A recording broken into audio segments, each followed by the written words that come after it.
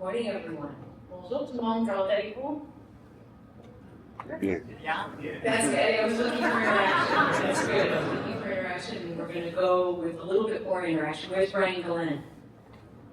Brian, where are you? There he is. So, Mike, you mentioned it. A thank you to Brian Glenn. I just want to say thank you to Brian Glenn, to the Space Canada team, and to all of the volunteers who is delightful to see again year over year, and then new young people who are bringing their skills and talent to gather together Canada's space ecosystem. Brian, I see how hard you work in the lead up to this event, and really what we're trying to communicate is to the whole country, the parliamentarians, the benefits and the opportunities that space presents. So please join me in a big round of applause for the whole Space Canada team.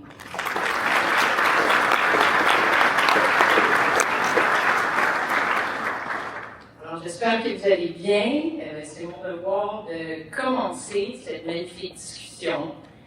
Et je veux commencer en vous félicitant. I want to start by thanking all of you for what you do in Canada's space ecosystem. Parce que c'est grâce à vous. It's thanks to all of you that we have a brilliant, thriving, diverse, and growing space ecosystem in Canada. Businesses, scientists, public organizations, technology development, finance, you name it. They've brought us to this pivotal moment in public space history and private space history. So although our country and the world are facing several challenges, we also have massive opportunities to bring space solutions and services to bear to meet this moment. Space saves lives. It creates efficiencies. It increases security. Space grows the economy. It creates jobs, generates multiple benefits across a range of sectors. So everything that the government wants to do, and you can see that spelled out in the budget last night, space has an answer for it. And deliberate industrial policy over the past decades have brought us to this moment and created the successes that we're now exporting around the world. We have an opportunity to do even more together for the benefit of Canada and the world. De la même façon qu'il y a 15 ans, le Canada a décidé de mettre en œuvre la stratégie de construction navale.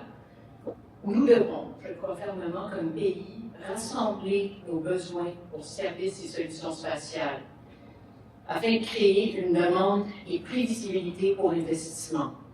Et je m'explique.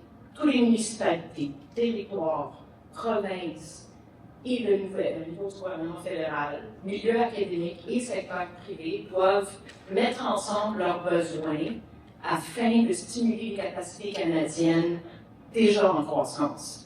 So it's wonderful to have policies that stimulate by Canadian, but we need to collate our demand. We talked about this at a roundtable yesterday. Otherwise, we're dispersing it and not being very deliberate to at least give that starting impetus and predictable demand over many years, but then attract investment. Puis on est chanceux. Il y a des centaines d'organisations et des milliers d'autres potentiellement prêts à répondre à ces besoins. Thanks to my amazing colleagues who work on our industry development team, I've had the chance to go across the country and meet some of the extraordinary firms who are doing work in space technology, and they're brilliant. So we have to support them. I really believe that we owe it to them. If we have great universities and a great industry base, let's lean in and support these firms. As a country, we know that we need to increase our presence, our infrastructure, and services in the north, in Canada's Arctic. Space can help with that. Being present in the Arctic requires improved weather forecasting and communications, all of which space can address. Earth observation for natural resource development will create efficiencies while also supporting climate and biodiversity goals. Canada's space ecosystem is ready to grow, and the development of in-space services and technologies that all of us are going to need very soon in the future, as space infrastructure increasingly powers our daily lives, and as we need to ensure the safety and security of the space environment. Last week, I met with a company in Sherbrooke, Quebec, who are developing the quantum magnetometer for precise, secure maps of the Earth. The Canadian Space Agency has helped them along the way, and last week it was announced that they won a $932,000 contract with the European Space Agency to deliver a prototype quantum magnetometer for space-based EO. This success is a direct result of a long-standing arrangement that we've had as the only non-European cooperating state member of the European Space Agency. Puis, à cette rencontre-là, et plusieurs autres à tout le pays, j'ai rencontré des jeunes professionnels talentueux qui apportent leur passion, leur créativité et le talent pour faire face aux défis. Hein. On en a des défis dans le secteur spatial, mais ils sont prêts à relever les défis, ils innovent, puis ils ont tout ce qu'il faut pour continuer le parcours du Canada comme nation spatiale de premier plan. As much as possible, anyone in Canada with needs for space services and solutions must buy Canadian. That includes the private sector. Please ensure in your supply chains as much as possible that you're stimulating all these amazing Canadian companies, whether it's Earth observation, value-added products, or advanced robotics.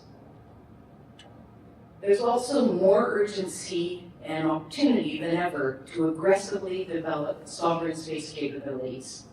The growing realization and interest in sovereign space launch will help us both meet our own needs and address increased worldwide demand for access to space. Investments in quantum technologies will meet our own needs for secure, reliable systems, and those of our like-minded partners as well.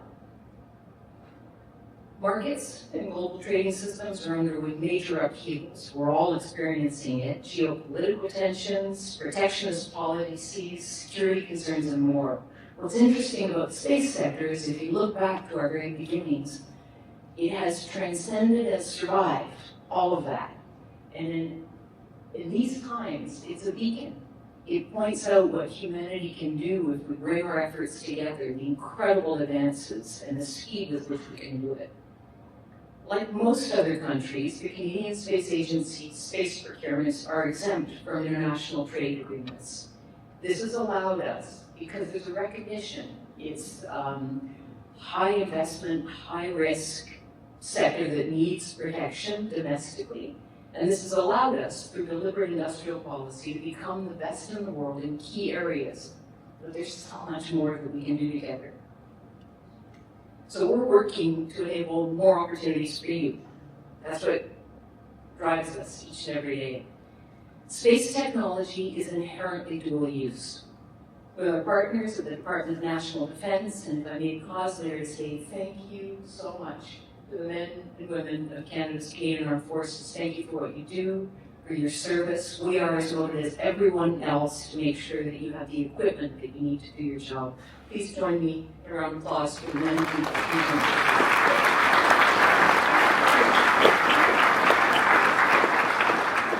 With our partners at the Department of National Defense, Canadian Armed Forces, the RCMP, the Communications Security Establishment, and many, many more, we are planning the development and commercialization of dual civil military technologies. Speed matters.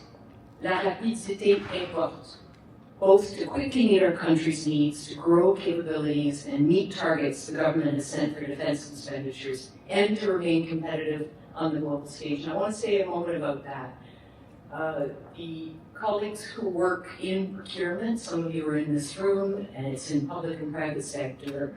My sense is in Canada that we are too risk averse, and that slows us down. We have layered our business processes with all sorts of processes to avoid anything going wrong, or a massive effort at transparency at every single step. But we need to take into account time and incentivize speed of performance. We need to iterate initial operating capabilities and deliver those and then perfect as we go along, because speed matters.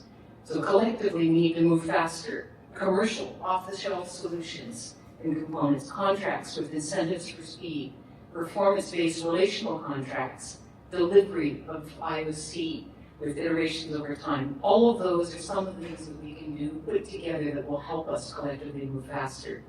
We're also exploring at the Canadian Space Agency ways to help you more. Understandably, budget is a big thing, and we're very grateful for the tripling of funding for our projects that's happened over recent years. But you help as well by expressing needs of what you need, both from a financial perspective, but also infrastructure and knowledge. So we want to support you in accessing markets internationally, leveraging sources of funding within Canada that don't necessarily come from the space agency. They might come from defense, environment, natural resources, you name it. Pairing venture capital with space firms, as I was just saying to Mike a few minutes ago, we're increasingly hearing from venture capitalists and private investors who want to invest in the space sector, which is magnificent. So we're looking at a deliberate mechanism that can match them with firms who we've qualified as having viable technologies that just need a little help at the early technology readiness levels, especially those small and medium-sized companies with cutting-edge technologies and the bigger ones who continue to invest their own funds in research and development. Internationally, we want to grow and diversify what Canada has to offer to the world because they're in high demand. So we work very closely with the Global Affairs Trade Commissioner Service to position our industry to grow abroad, unlocking new markets, emerging partnerships. This June, at our invitation, a dear friend and the Director General of the European Space Agency, Dr. Joseph Aschbacher, came here with a delegation from every sector, representing all of the European Space Agency's missions. And he had a warm welcome, not only because of what's happening geopolitically, but also because we have a partnership since 1979. Next week, we'll be at the ESA 2025 Ministerial with nearly 30 other countries, strengthening our relationship with Europe, looking at what we want to accomplish as a space community. And what's incredible about this relationship is for every dollar we invest, 3 come back to Canada. So we're bringing back business and revenue to Canada. But it's thanks to you. We simply open the door, you win the contracts. So there's exciting prospects ahead. Our strength lies in how we work together to innovate and deliver. We've been engaging with space organizations across Canada, and we'll be hosting an industry event, probably a webinar in mid-December, and then an in-person or hybrid event early in the new year. And you'll receive the invitation shortly. Please be there, bring your ideas, tell us what you need. We'll share what our plans are to help you plan out your work, your investments. And as an example of collaboration, we're awarding a contract for a total value of close to $7 million to Magellan Aerospace for a project called Mineral that includes what would become Canada's first CubeSat mission to the moon. It'll help create a resource map of the lunar surface, which we're all going to need. The mission will test a lunar positioning system that could meet future navigation capabilities. It will also include a device that will impact the moon to gather geological data. And the CCP team from the University of Manitoba worked with Magellan on their Iris CubeSat. This collaboration was key, so it includes many of the elements we want to see. Bringing along young people, training the workforce who will then end up starting companies or working in your firms, and it shows us the importance of investing in the workforce tomorrow, providing hands-on, real space mission opportunities to students to prepare our pipeline. So to close, colleagues, Canada's position now in the world is thanks to your efforts, those of you who've dedicated decades of expertise, and those of you who've arrived more recently, bringing your skills and talents. Your ingenuity, your collaboration are propelling us forward from Earth observation to lunar exploration. Together, we're not just reaching for the stars, we're delivering real solutions to today's challenges. So I look forward to continuing this journey with you to innovate, inspire, and deliver for Canadians in the world. Nous écrivons une nouvelle page dans l'histoire. L'exploration et le développement de l'espace démontrent votre prouesse technologique et aussi symbolisent ce que nous pouvons accomplir lorsque nous unissons nos forces, notre savoir et notre détermination. Ensemble, nous démontrons que la curiosité et le courage sont les moteurs du progrès. Let's be bold, let's be ambitious, as together we meet Canada's needs for space solutions and services and continue to offer the world the very best we have to offer. Bye, everyone.